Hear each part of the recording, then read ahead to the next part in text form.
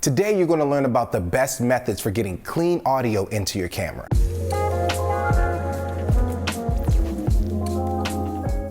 You know, the fun part about filmmaking is setting up the shot and getting the lighting just right, but a lot of people don't realize that audio is just as important as the video itself. A strong message with compelling imagery accompanied by substandard audio could ruin the film. Whether you're filming with a DSLR or a higher-end camera, you can still get professional audio out of your setup with the right tools. In order to get clean audio into camera, you gotta know the common inputs. Let's start with the 3.5mm jack, also known as the stereo mini jack, but affectionately known as the aux cord.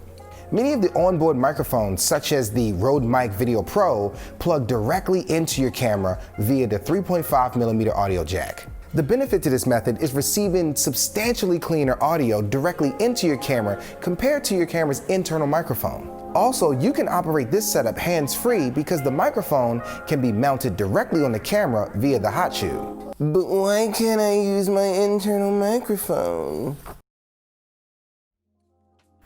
You could use your internal microphone, however, it's going to sound like this. Because you have so much space between your microphone and your audio source, you're capturing so much more ambient sound. So it's always better to decrease the proximity of your microphone to your audio source, therefore giving you better audio.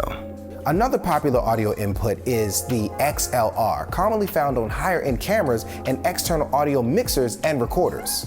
The XLR cable provides you a secure, balanced connection that allows you to directly feed audio from the boom mic or lavalier into either your camera or your audio recorder. A quick thing to know is that each XLR cable has a male or female end for obvious reasons. If your microphone has an XLR output, but your recording device, such as your camera, has a different audio input, you should invest in the proper adapters, such as a XLR to XLR mini or a XLR to 3.5mm jack. Now that you know about the external microphones that you can use with your camera and the various audio inputs, let's talk about setting your levels. It's important to know that DSLRs were not originally designed for audio recording. Typically, their preamps are poorly made and natively have a high noise floor, therefore resulting in bad audio. You should always use an external source to record your audio, and then send your audio signal from the device into your camera. The best method with recording to DSLRs is to reduce your audio input in the camera down to 1 decibel, effectively lowering your noise floor and providing you cleaner audio. The higher-end cameras have better preamps, so setting the levels on those cameras should be based on the signal coming into the camera from the audio recorder or mixer. I also want to note that if you're using wireless transmitters and receivers, it's important to pay attention to those levels too. Keep in mind that recording to an external device requires you to sync your audio in post-production, so please be sure to slate at the beginning of your recording.